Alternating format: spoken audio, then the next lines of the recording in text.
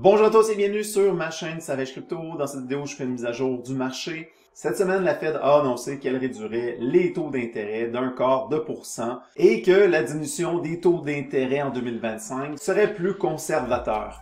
Il y a donc eu un sell de news suite à cette nouvelle. Probablement que les gens s'entendaient à ce que la Fed continue de réduire agressivement ses taux en 2025. Mais vraiment, je pense que le marché a besoin de certitude. Donc de savoir dès maintenant à quoi s'attendre pour 2025 et que la Fed continuera de réduire ses taux. Je crois que ça va fournir un environnement qui sera favorable pour les marchés à risque, dont le marché des crypto-monnaies. Dans la vidéo d'aujourd'hui, je vous partage mon point de vue concernant le marché des crypto-monnaies. Ici, vous avez la charte du Bitcoin. Vous le savez, c'est le Bitcoin qui mène le marché. Donc, il y a eu un bon retracement. Donc, oui, ça fait mal au portefeuille, mais parfois, pour aller plus haut, ça prend des retracements, un step back. Et c'est ce que nous avons juste ici. Dernièrement, le Bitcoin a chuté d'environ 8%. Donc, vraiment, il n'y a absolument rien à s'affoler. 8%. Si vous êtes dans le marché depuis longtemps, vous savez que ce genre de correction arrive souvent, comme vous pouvez voir juste ici. Donc là, on avait encore une fois une correction d'environ 8%. Ici, encore une fois, plus de 10%. Ça arrive souvent. C'est fréquent, ce genre de volatilité dans ce marché. Ça l'a toujours été.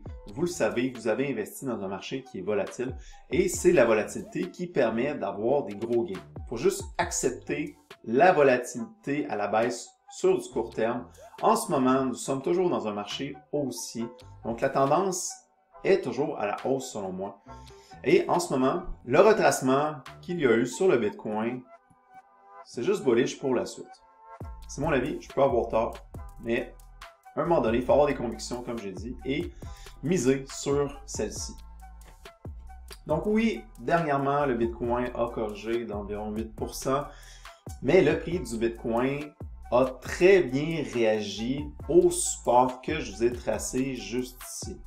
Et d'ailleurs, la structure en soi du Bitcoin est toujours à la hausse. Ce qu'on peut voir, on a des hauts plus hauts, suivis également de bas qui sont aussi plus hauts.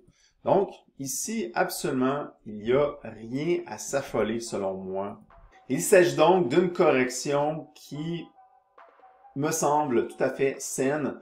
Et si vous avez du capital de côté, des stablecoins, c'est possiblement une belle opportunité de capitaliser sur cette correction. Encore une fois, c'est pas un conseil financier, je peux avoir tort, mais c'est ce que je pense.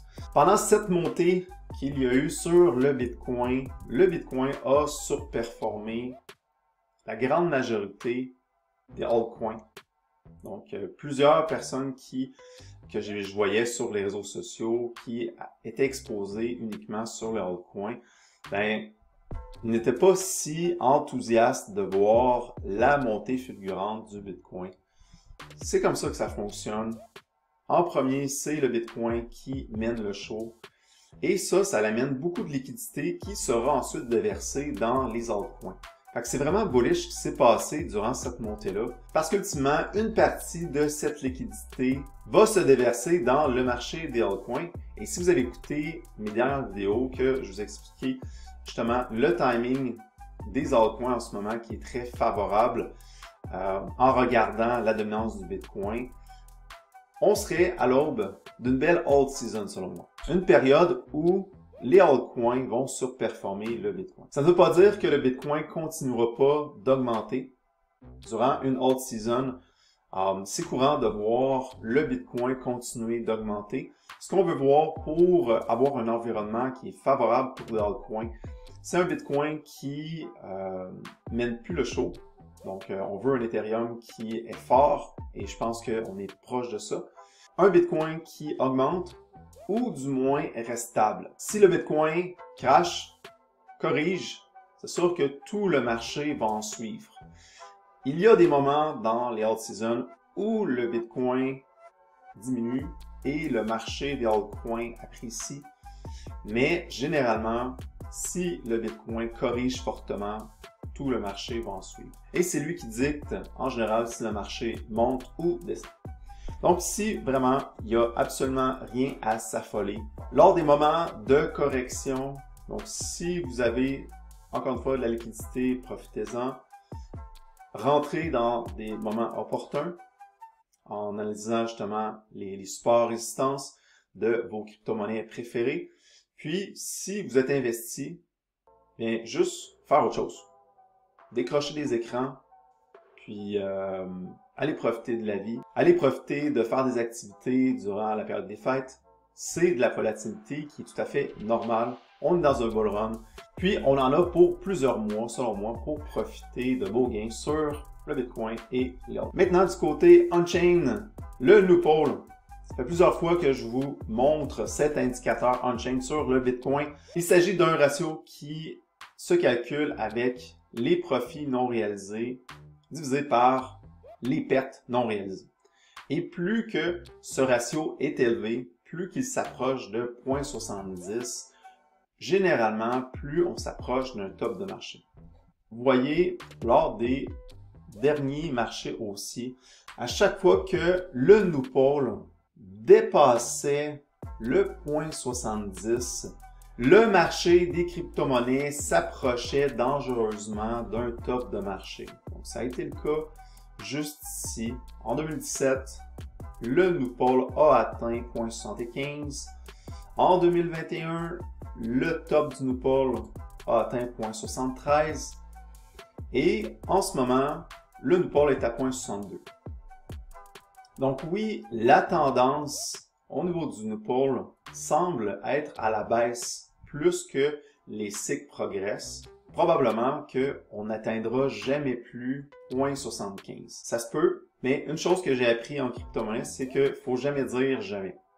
Tout se peut. Je vous souligne le fait que c'est dans une tendance à la baisse. Donc ça se peut que le top du marché actuel en 2024-2025 atteigne un niveau plus faible que celui qu'on a établi en 2021. Donc ici, je vous avais dit tout à l'heure à 0,73. C'est une éventualité.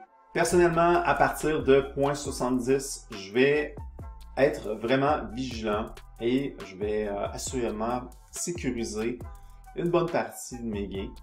Mais en ce moment, bon, on est à 0,62. Il y a du chemin à faire avant de se rendre à 0,70 et ça permettra sans aucun doute au Bitcoin de refaire de nouveaux all-time high lors de l'année prochaine en 2025, possiblement lors du premier trimestre. Je pense que généralement, c'est des mois qui sont très haussiers sur le marché des crypto-monnaies. Si on se compare à l'ancien cycle, toujours, à partir du moment qu'on était dans les mêmes eaux, donc les mêmes niveaux qu'en ce moment, à 0,60, 0,63, bien, vous voyez là qu'il restait quand même plusieurs mois de montée sur le Bitcoin.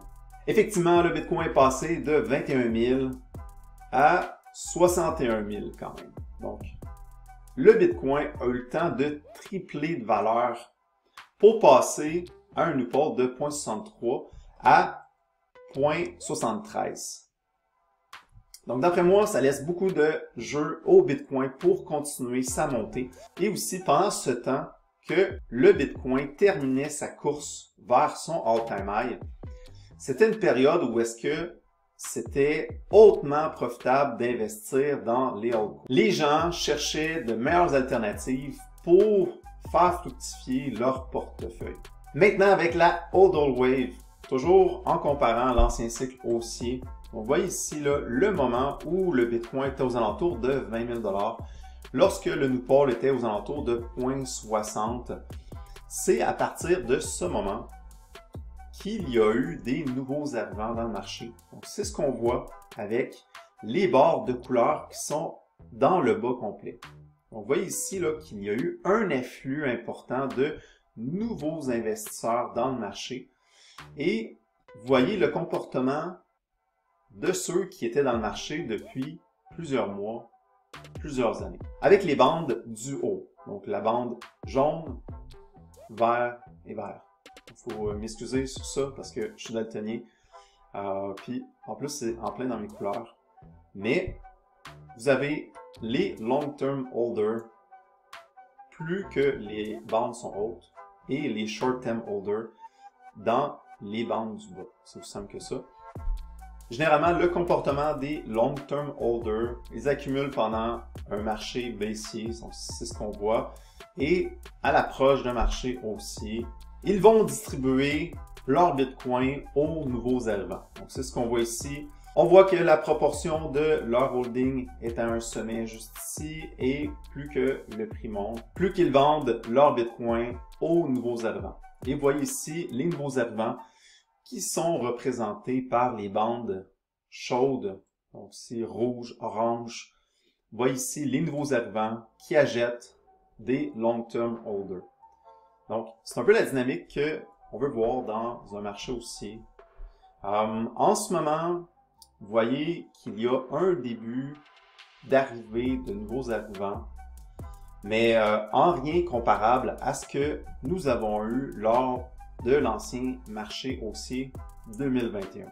Selon moi, c'est de bon augure et ça me laisse présager qu'il y a encore plusieurs mois de montée sur le marché des crypto-monnaies en général. Selon moi, ma prédiction, comme je l'ai déjà dit, le marché prendra fin à l'automne 2025. Il y aura probablement une grande correction au printemps 2025. Je ne peux pas savoir exactement le mois, mais souvent, sell in May, go away. Est-ce que c'est ça qui va arriver en 2025? Peut-être et peut-être pas aussi.